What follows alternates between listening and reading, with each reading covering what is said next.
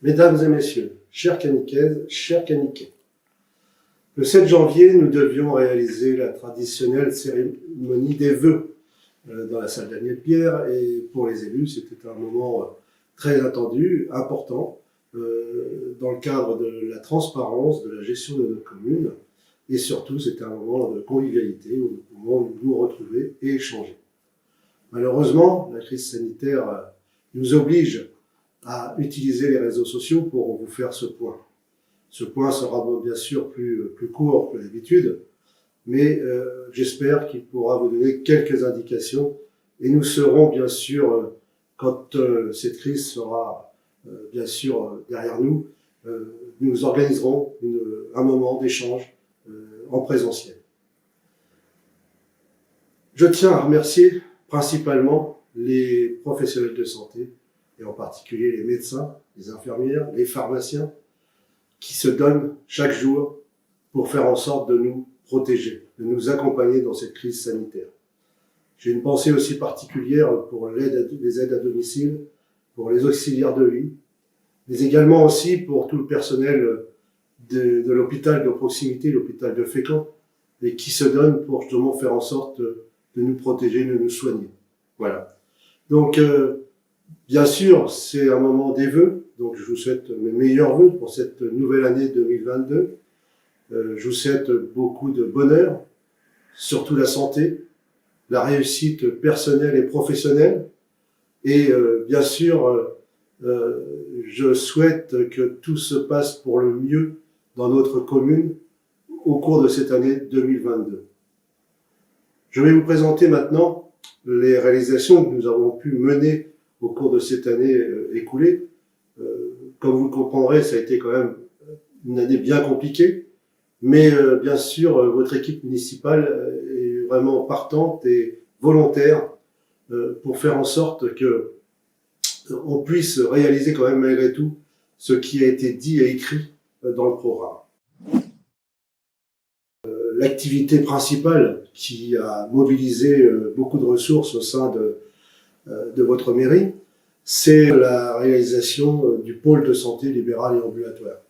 Au mois de juin, donc, ce pôle a été ouvert et 20 professionnels ont pu intégrer pour y mener leurs activités et vous permettre d'avoir les soins nécessaires et la qualité des soins nécessaires. Donc c'est une satisfaction, bien sûr, ça ne suffit pas. On sait qu'il manque des médecins et nous mettons tout en œuvre pour justement rechercher, inciter, donner envie de venir dans notre commune pour professer et permettre à ces jeunes médecins de découvrir le pôle de santé de Cany-Barville, mais également pour le territoire et les 15 000 patients.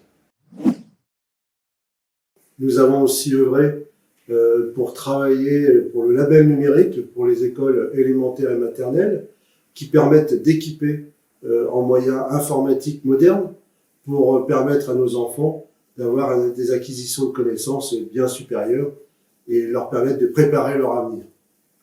Nous pensons aussi à nos seniors avec la résidence autonomie où nous avons remis en état les salles de bain. Alors ça a duré beaucoup plus que prévu avec cette crise sanitaire.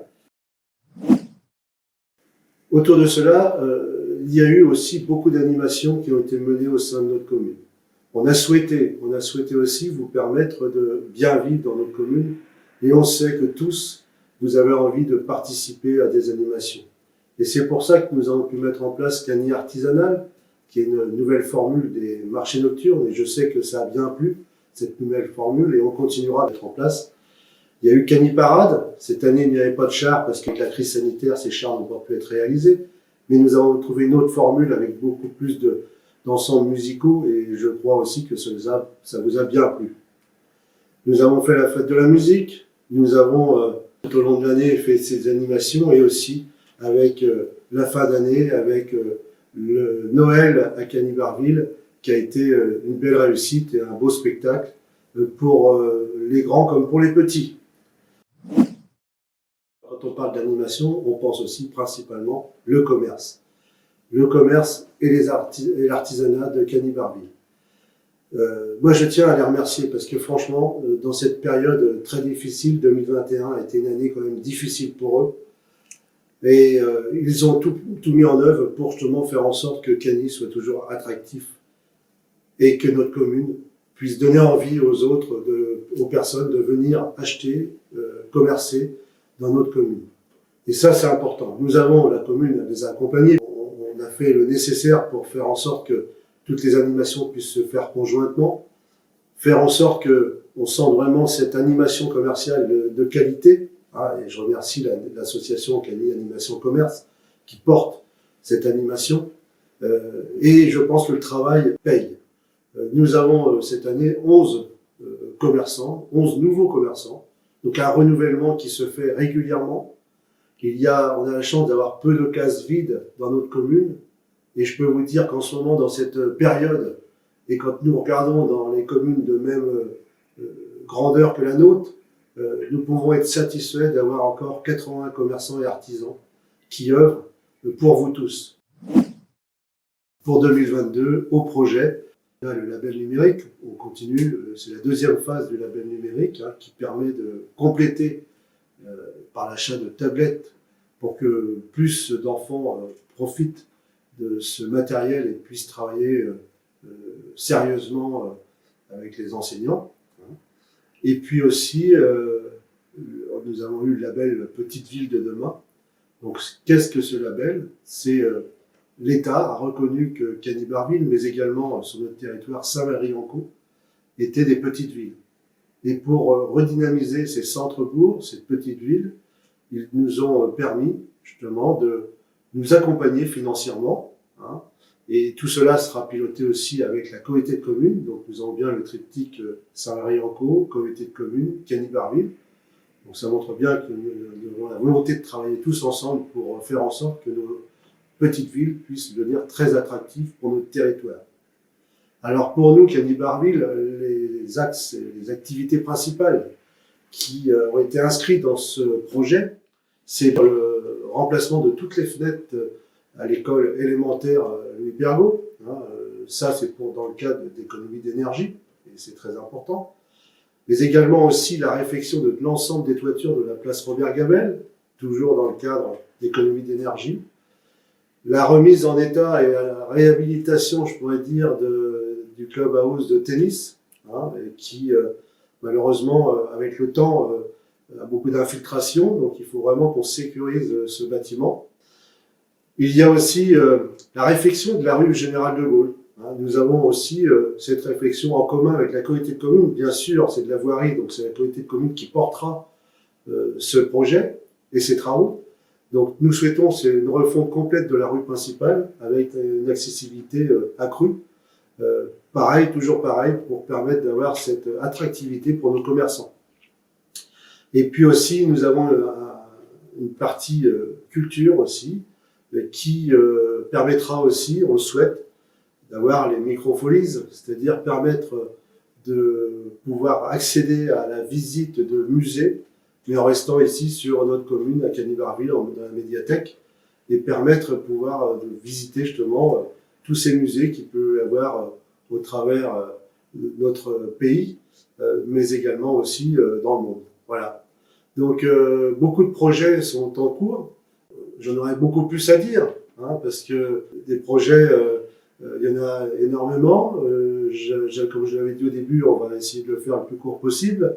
Et dans le moment où on pourra se revoir en présentiel, nous pourrons vous lister tout cela.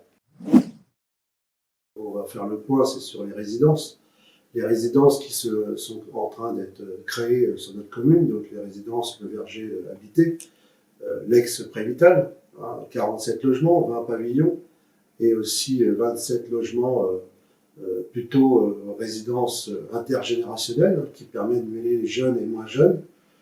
Ça, c'est une résidence qu'on tenait énormément. Pourquoi? Pour permettre d'avoir un cheminement pour nos seniors le plus longtemps possible chez soi.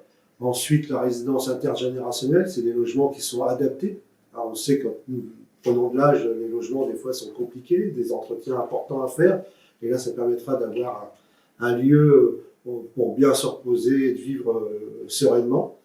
Et puis ensuite, la résidence autonomie pour ceux qui ont plus de besoin d'accompagnement. Nous avons aussi Loré-du-Bois. Donc là, c'est un lotissement qui permet à avoir des personnes d'accession à la propriété, libre de constructeur. Donc ça permet d'avoir 23 parcelles à commencer. Donc des permis de construire sont déjà attribués pour justement avoir des pavillons, une résidence dans un endroit fort agréable. Et puis il y aura aussi 10 logements locatifs dans cette résidence Loré-du-Bois. Donc comme vous pouvez le voir, nous mettons tout en œuvre pour permettre à des personnes de venir habiter sur notre commune. Alors pourquoi? C'est aussi pour les écoles, mais également aussi pour nos commerçants, qui puissent avoir plus de bouche à nourrir, comme on peut le dire, hein, et justement avoir cette vie toujours agréable et une petite ville qui vit bien.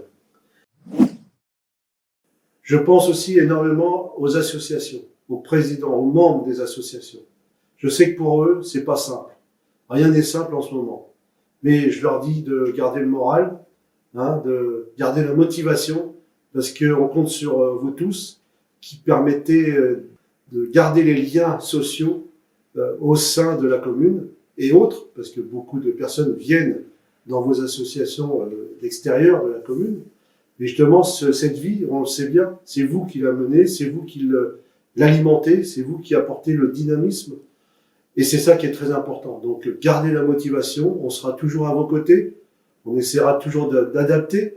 Et on sait que, par exemple, je tiens à le dire, j'en profite, c'est que pour l'Union musicale, en ce moment, ils sont bien embêtés parce qu'ils n'ont plus de locaux, parce que le local a une nécessité de refaire le plafond.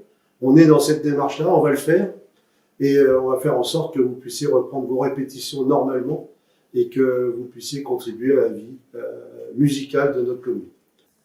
Voilà, donc nous arrivons à la fin de mes propos. J'espère que ça a permis de vous apporter une meilleure vision de notre commune qui s'est déroulée en 2021, mais aussi les projets 2022. Je me permets de vous présenter de nouvelles fois mes meilleurs vœux, meilleurs vœux de santé, de bonheur, de réussite personnelle, professionnelle, pour vous tous, Caniquais, Caniquaises, mais également pour tous les acteurs économiques, commerçants, artisans, industriels, agriculteurs, qui œuvrent sur notre commune et qui permettent d'apporter de l'emploi et du travail sur la commune de Cany-Barville.